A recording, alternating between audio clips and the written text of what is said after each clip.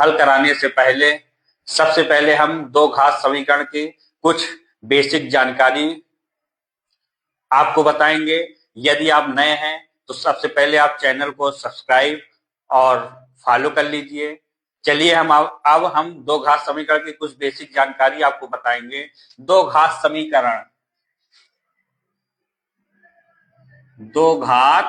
समीकरण जैसा कि आपको मालूम है, दो इसके पहले जो बहुपद में क्या था, आपका दो घात बहुपद था। वहां पे आपका मानक समीकरण क्या था, ax square plus B x plus C. दो घात बहुपद में आपका एक मानक बहुपद था ax square plus B x plus C. यहाँ पे आपका दो घात समीकरण हो गया। तो दो घात समीकरण में करना क्या है, बस वही चीज है, बस इसके बराबर क्या हो जाएगा, आपका जीरो हो जाएगा। तो X square plus B x plus सी बराबर जीरो होगा, तो हमारा दो घात समीकरण होगा। इसको हम मानक समीकरण भी कहते हैं, X square plus B x plus C. यहाँ देखते हैं चर हमारा एक्स है और उसकी सबसे बड़ी घात क्या है, दो है।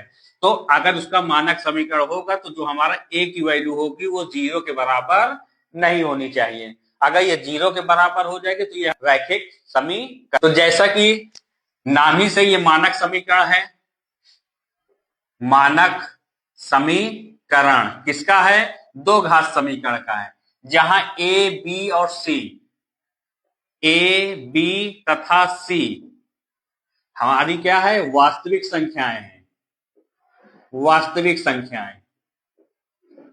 और ए की वैल्यू हमारी बी जीरो के बराबर नहीं होगी। बी की वैल्यू आपकी जीरो हो सकती है। अगर बी की वैल्यू हमारी जीरो हो गई तब हमारा समीकरण बनेगा x square plus c equal to zero. ये होगा हमारा शुद्ध दो घात समीकरण। और जो ये हमारा मानक समीकरण है, ये हमारा है मिश्र दो घात समीकरण। अब जैसा कि आपको मालूम है कि जैसे हमने दो घात बहुपद में, वहां पे हम जब दो घात बहुपद के कितने शून्यक थे, दो शून्यक। यहाँ पे आपका होगा मूल, रूट। तो यहाँ जिसकी इसकी दो घात है तो इसके हमारे दो मूल होंगे। और एक चीज याद रखिए, दो घात बहुपद के शून्यक तथा दो घात समीकरण के मूल हमेशा समान होंगे। हम दो घात समीकरण को तीन विधियों के द्वारा हल कर सकते हैं। पहला हमारा रहेगा गुणनखंड विधि, दूसरा हमारा रहेगा पूर्ण वर्ग के द्वारा, पूर्ण वर्ग विधि, और तीसरा रहेगा सूत्र के द्वारा, सूत्र द्वारा। इसी को कहते हैं श्रीधराचार्य का सूत्र। तो गुणनखंड विधि में कैसे करेंगे, पूर्ण वर्ग के द्वारा कैसे करेंगे, सूत्र के द्वारा कैसे करेंगे, उसको हम आगे अभी इसके बारे में पूरे डिटेल से आपको बताएंगे। और एक इसी में हमें ज्ञात करना होगा, इसी चैप्टर में विविधकर मान, मतलब इस दो घात समीकरण की प्रकृति कैसी है। इसके तीन कंडीशन होंगे। श्रीधर विविधकर मान, विविधकर मान, इसको डी से रिप्रेजेंट करेंगे। विविधकर को इंग्लिश में कहते हैं डिस्क्रिमिनेंट।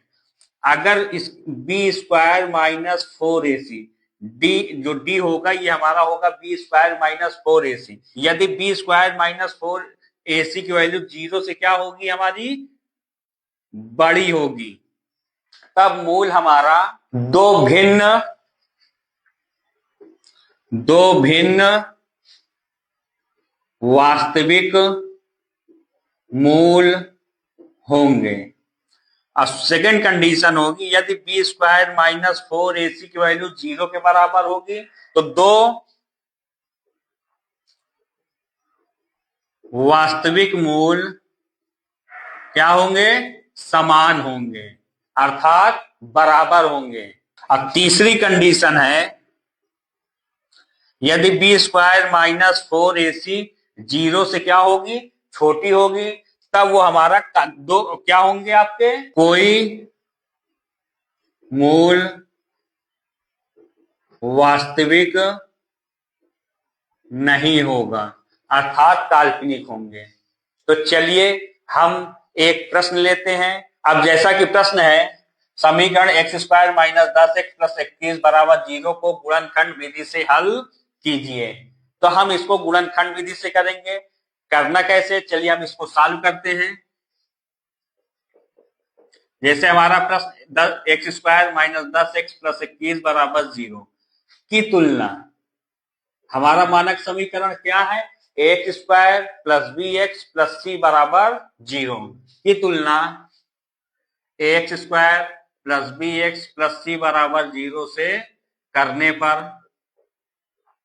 अब यहां पे देखें एक्स स्क्वायर गुणांक 1 है तो a बराबर 1, यहाँ x का गुणांक देखते हैं -10 है, यहाँ प्लस में तो b बराबर -10 और c बराबर हमारा हो जाएगा 21। सबसे पहले हमने क्या कहा है, करना कैसे इसको, तो a और c का आपस में गुणा करेंगे, तो a की वैल्यू 1 और c की वैल्यू 21, तो ac का जो हमारा गुणनफल आया हुआ 21। अब हम 21 का ऐसा गुणनखंड करें कि गुणा करें तो 21 आए। अब यहां देखते हैं प्लस में है तो जोड़े तो हमें b की वैल्यू प्राप्त हो, 10 प्राप्त हो, तो कौन संख्या होगी, गुणा करें तो 21 और जोड़े तो 10 आए, 7 त्रिक 21 और 7 त्रिक 21 और 7 में अगर 3 हम जोड़ देंगे तो क्या प्राप्त होगा, 10 प्राप्त होगा। तो चलिए इसको मध्य गुणनखंड विधि से, मध्य इसी को बोलते हैं मध्य पथ को तोड़ के, तो एक्स स्क्वायर माइनस, अब 10 की जगह हम क्या लिख सकते हैं, 7 प्लस 3, 7 त्रिक 21, अब 7 में 3 जोड़े क्या होगा, 10 होगा, एक्स हमारा रहेगा ही, प्लस 21 बराबर 0। एक्स स्क्वायर माइनस प्लस का माइनस, 7x माइनस प्लस का माइनस, ये हुआ। हम अब देखते हैं 4 पद प्राप्त हो रहे हैं, इस 4 में 2 पद इसको लेंगे, 2 पद इन दोनों में देखेंगे कॉमन क्या है, उभयनिष्ठ, इसमें देखते हैं x कॉमन है, x -7, अब यहाँ क्या कॉमन है, -3 कॉमन है, x, जब माइनस कॉमन हो गए तो अंदर के ब्रैकेट के अंदर के साइन क्या होंगे, चेंज हो जाएंगे, चिन्ह बदल जाएंगे, प्लस में है ये माइनस में हो गया। एक चीज याद रखिएगा, जो यहाँ पे काम उभयनिष्ठ हो या वही संख्या यहाँ पे हो।